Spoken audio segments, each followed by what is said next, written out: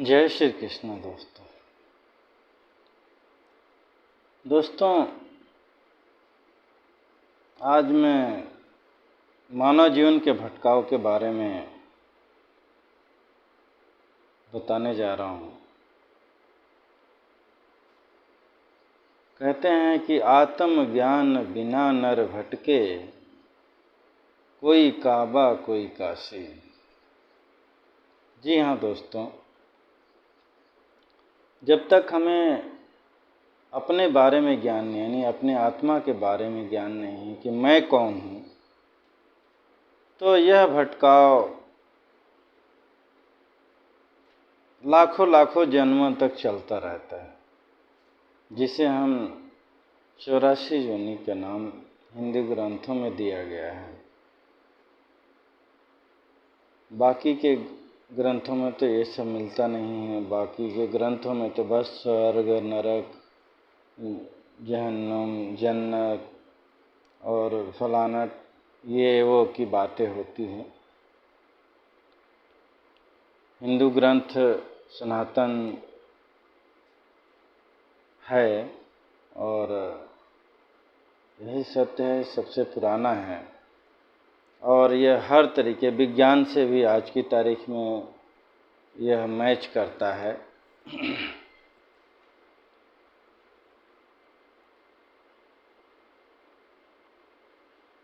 सनातन का अर्थ होता है जो सत्य पर आधारित हो, जिसमें सत्य के आचरण के बारे में बताया गया है, उसे सनातन कहते हैं। आजकल तो हर कोई सनातन और अपने आप को सही ठहराने में अपने तर्कों से लगा हुआ है। तो यह भटकाव हमारा कैसे बंद होगा? जब तक ये संसार रूपी जो चक्र है, जो चक्का है, हम इसमें जुड़े रहेंगे तब तक हमारा भटकाव बंद नहीं हो सकता, चाहे हम कितना भी प्रयत्न कर लें।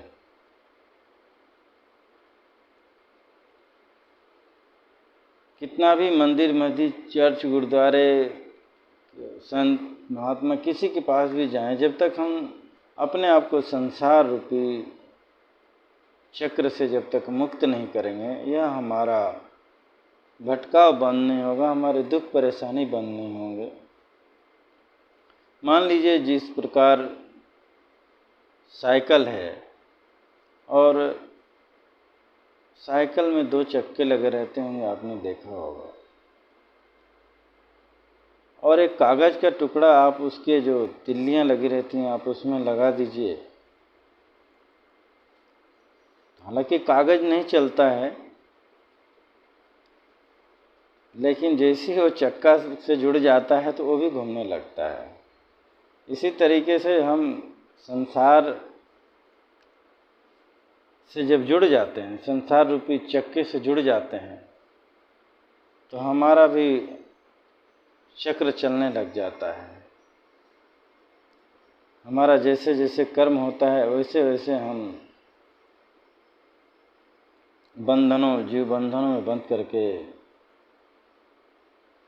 चींटी, कीड़ा, पशु, पक्षी आदि बनते रहते हैं, मरते रहते हैं, दुख सहते रहते हैं। और वही कागज़ जो दोस्तों मैंने बताया था, उसको जो धुरी जो होती है जिस पे चक्का चलता रहता है, केवल चक्का घूमता है, धुरी स्थिर रहती है, उसी तरीके कागज़ को वहाँ चिपका दिया जाए तो चक्का तो चलेगा और कागज़ वहाँ सुरक्षित भी रहेगा। चक्के में तो बहुत परेशानी भी होगी, उसको फटने का डर रहेगा, टूटने का डर रहेगा, लेकिन जब धुरी से उसको चिपका दिया जाए तो हाँ एकदम वो स्थिर हो जाएगा। चक्का तो चलेगा लेकिन वह स्थिर हो जाएगा। ठीक उसी प्रकार जो हमारा ईश्वर है, जो सत्य है, जो धर्म है, यदि हम अपने आत्मा को इससे चिपका लेते हैं तो यह हमारा भटकाव बंद हो जाता है। संसार चलते रहेगा लेकिन आप आपका जो चलना है, आपका जो चक्र है, जीवन मरण का जो चक्र है, वह बंद हो जाता है। और आत्मज्ञान का मूल्य यही उद्देश्य होना चाहिए। जब तक आप कोई भी धर्म पंथ बदल लीजिए, मजहब बदल लीजिए, जब तक आपका यह इस तरीके का आत्मज्ञान नहीं होगा और आप अपने आत्मा को परमात्मा रूपी धुरी से जोड़ेंगे नहीं, तब तक यह चक्र बंद नहीं हो सकता है। तो यदि आप जीवन मरण के दुखों से मुक्त होना चाहते हैं, तो आप अपने आप को परमात्मा रूपी धुरी से जोड़ लीजिए और संसार से नाता तोड़ लीजिए। तो आप इसी को मुक्ति, निर्वाण, मोक्ष आदि कहा गया है।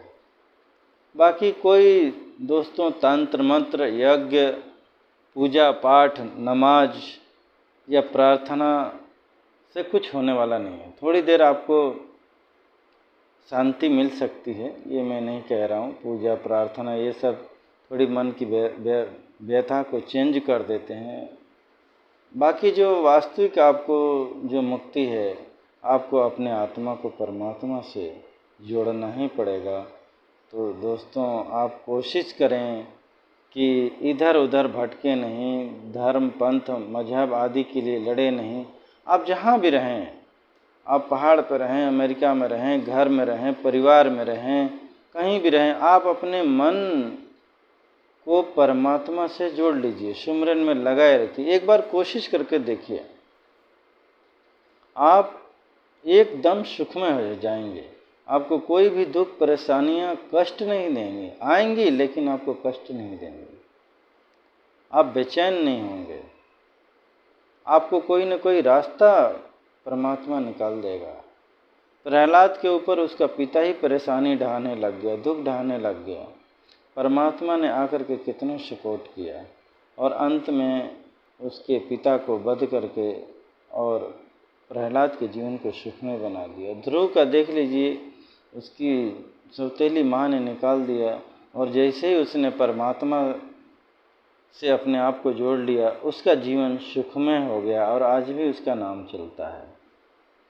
मीरा को देख लीजिए, कितनी उसके घर परिवार वालों ने यातनाएं दी हैं, परेशान किए हैं, लेकिन जैसे ही उसने परमात्मा से जोड़ लिए, सभी दुख परेशानी परमात्मा उसके है, यहाँ तक कि विष को भी उन्होंने अमृत बना दिया। तो ये होता है परमात्मा से जुड़ने का फल और फ़ायदा। आप हर चीज़ में फ़ायदा ढूंढते हैं ना, तो ये मैं आपको फ़ायदे की बात बता रहा हूँ और ऐसा फ़ायदा बता रहा हूँ कि आपको पूरा जो जीवन है उसमें फ़ायदा मिलेगा। आप कहीं भी रहेंगे, कैसे भी हालत में रहेंगे, आपको लाभ ही लाभ मिलने वाला है। तो दोस्तों, आप परमात्मा से अपने आप को जोड़ करके और लाभ उठाएं, इधर उधर न भटकें। आज लोग बहुत सारी भ्रांतियां फैलाने में लगे हुए हैं, ये कर लो तो ये हो जाएगा, वो कर लो तो वो हो जाएगा। आप अपना सत्कर्म करते रहिए। मैं कहता हूँ सत्कर्म करेंगे तो आपका सब कुछ सही हो जाएगा। छोटी छोटी बातों को सही कराने के लिए इस बाबा उस बाबा, इस जगह उस जगह भटकने से कोई लाभ होने वाला नहीं है। क्षणिक आपको मन की शांति मिलेगी, इसके अलावा कुछ होता नहीं है। जो आपके प्रारब्ध में है, जो आपका कर्मों का फल है, वही मिलता है। किसी के कुछ कहने से, किसी के कुछ ऐसा करना होता तो लोग कितने यज्ञ पूजा पाठ क्या क्या करा रहे हैं, बार बार कराते हैं, भागवत सुंदरकांड कराते हैं, लेकिन उनकी दुख परेशानियां कम हुई क्या? जा करके ज़रा पूछिएगा। कितने कथाएं, कितने लोग मस्जिदों में जा कर के नमाज आदि पढ़ते हैं, लेकिन आज देखिए लगे हुए हैं, चक्कर लगाने में लगे हुए हैं और पूरा उनकी बाप दादाओं आदि की पीढ़ियां गुजरती चली गई, लेकिन वो चक्र बंद नहीं, वो दुख परेशानियाँ बंद। यदि ऐसा होता इन सब करने से, मंदिर में चर्च गुरुद्वारों के चक्कर लगाने से, तो आज सब कोई सुखी हो गया होता, कोई भटकता क्या? लेकिन नहीं। लोग कहते हैं आते रहो कुछ ना, अरे आते आते आते आते हमारे कितने पूर्वज चले गए, उनका दुख खत्म नहीं होता, हमारा कैसे खत्म होगा? दुख खत्म होगा जब हम, जैसे हमको प्यास लगी है, हम पानी पानी चिल्लाएं तो हमारी प्यास बुझेगी क्या? हमको कुएं के पास जाना पड़ेगा, हमको उस पानी को पीना पड़ेगा। पानी पानी चिल्लाने से हमारी प्यास नहीं बुझने वाली है। खाना खाना चिल्लाने से हमारी भूख शांत नहीं होने वाली है। हमको भोजन की व्यवस्था करनी पड़ेगी, मतलब ऐसा कर्म करना पड़ेगा, हमको मुंह से खाना पड़ेगा, तभी हमारी भूख शांत होगी। तो इसी तरीके से आत्मा को शांति के लिए केवल एक परमात्मा है और कुछ भी नहीं है। जब तक आप अपने आप को परमात्मा से जोड़ेंगे नहीं, आपको आत्म शांति नहीं मिल सकती है। जय श्री कृष्ण।